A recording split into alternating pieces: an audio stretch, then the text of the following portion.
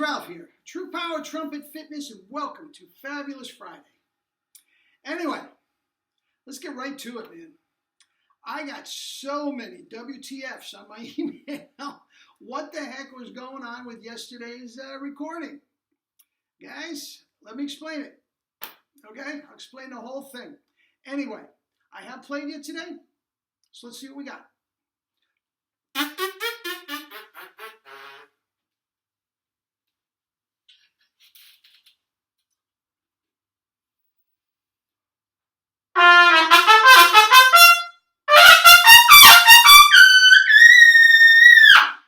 My Lord!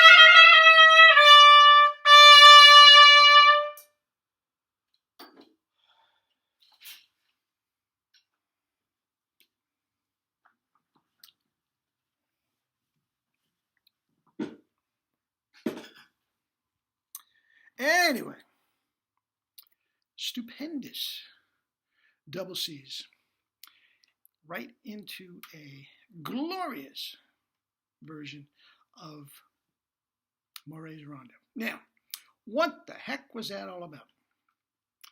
That's what it was all about. Hallelujah, the sound of the sacred trumpet, Ralph A. Salamone trumpet. I didn't put Dr. Ralph, I wasn't the doctor yet. Okay, that has 9 pieces, my version of a blazon, which you will like. Rondo, trumpet voluntary, Where'er You Walk, La Majestique, the Talaman heroic music, Air, Prince of Denmark's Mark, You Watchers and Ye Holy Ones. I love that piece. And finally, the Hallelujah Chorus. That was my first and only solo CD. Okay, now, as I've told you many times, and I don't want to get into my resume and everything, but I want to give you some idea of what was going on at that time with me, my chops, and all that sort of stuff. Now, I was doing a lot of studio recording. I was working for North 40 Productions, which was one of the top jingle houses in New York. Dawn Detergent. I mean, crazy stuff like this. It was wonderful. And again, that was circa 1989. Now, it took me a long time to do this. That was, if you want to say, the apex of my professional playing career. It was about that time that I morphed from my playing career into my public school teaching career, which is the best thing I ever did in my life. Met my wife. The rest is history. And from there,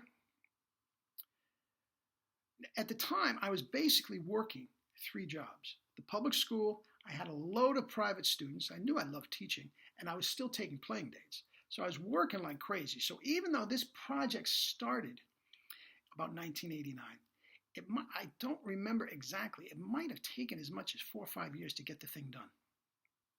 Okay? Now, the reason I'm saying all that is because my chops were completely different from what they are now. Okay? I know for a fact. Now, that was the Schilke pick. Okay? That's one of the reasons I made the recording. Okay? I love playing in church. I'm a very religious guy, you know that. But I was flush with some money. Okay? I had just traded in my Selmer pick, got this brand new spanking Schilke, which I still have, and it was like getting out of jail. I couldn't believe how easy it played, and I was dying to make a recording. Okay? I don't remember what Calet mouthpiece I was using. My God, the way Jerry worked, it could have been anything. And over a 4 or 5 year period, which I think it was, it probably changed, considering what I was playing with at the time. So it was not the number 6. I played the number 6 for a long time.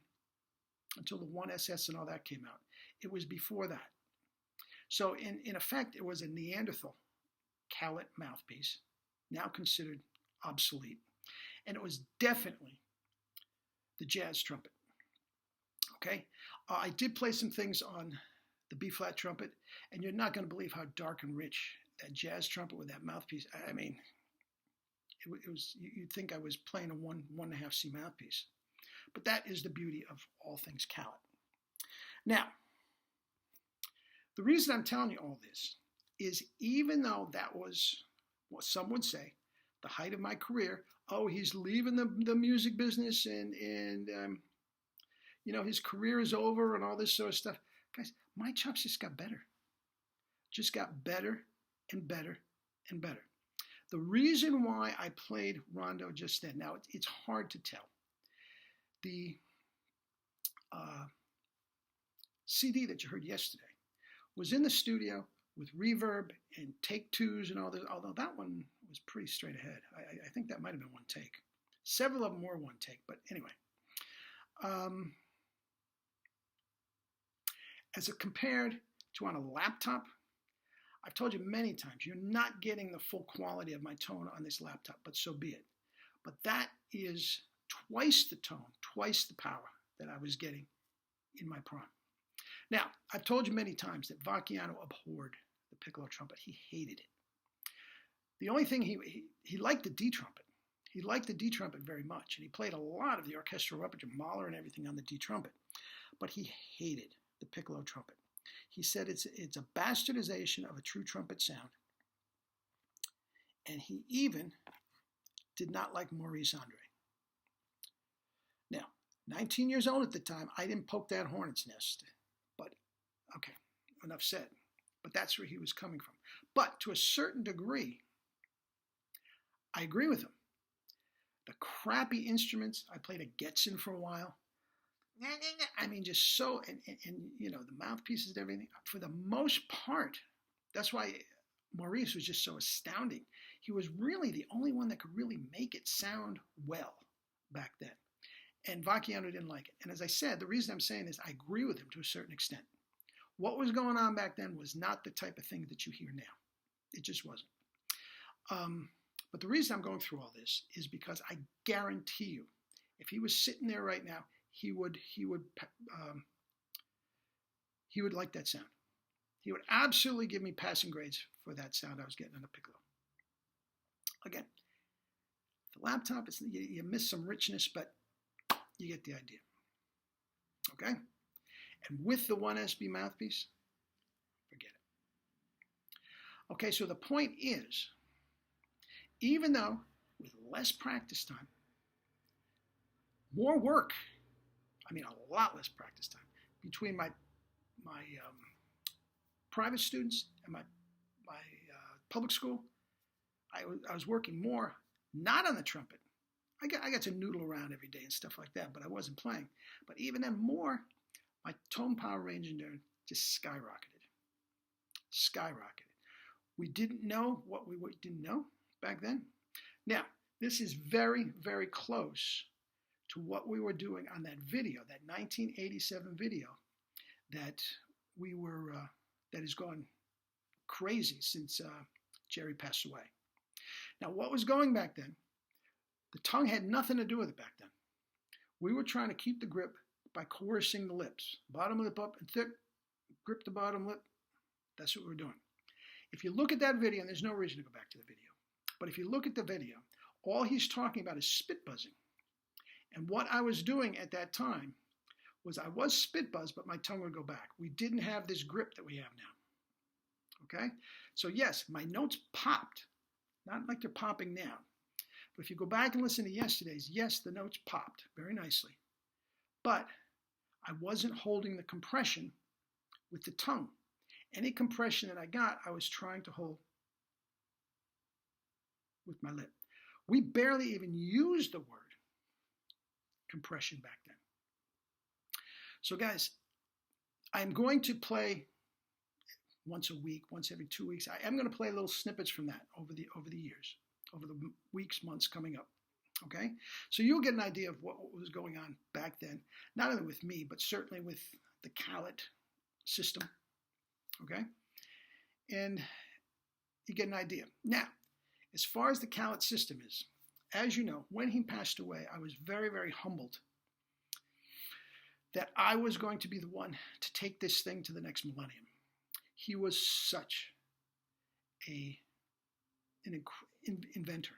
He was nothing more than an Einstein, just inventing, constantly trying new things. And I've told you before, that is not my mindset. But I'm coming out with a book tomorrow or Sunday, okay? That is my contribution to taking this thing to the next millennium. Now, Jerry and I had talked about it a lot in the years gone by. And this is the first time I'm actually getting it down. Now, that has a lot to do with what I used to do with kettlebells, which I don't do anymore. Sold them all. Okay? And the PNF that I'm talking about. Now, if you guys have the PNF book, you do not have to buy this new one. But it is extraordinary. I've tried it out with a handful of my students, and every single one of them, within 10 seconds, gets a spike in their tone and power. And Jerry was astounded when I did it. Many times, I would play something, whatever it could be, Rondo, a Clark study, and then I do these exercises, and I go back and play the same thing again. He says, I can't believe it. There's a huge spike in tone and power. Guys, this is my contribution to the whole thing, okay? And I'm going to get you as cheap as can be, $10. It'll be out tomorrow, and I'll explain it more tomorrow. It's a concept called hyperirradiation. It's not going to be on the exam. I'll explain it, and you get the idea. But I'm thrilled.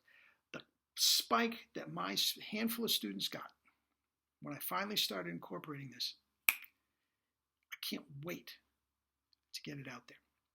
Now, believe it or not, this is the exact same concepts. You know what? I'll talk about it tomorrow when I have more time. Okay? Anyway, eat and drink your fruits and vegetables and live your life with true power. True power, not the fake stuff. I love you all.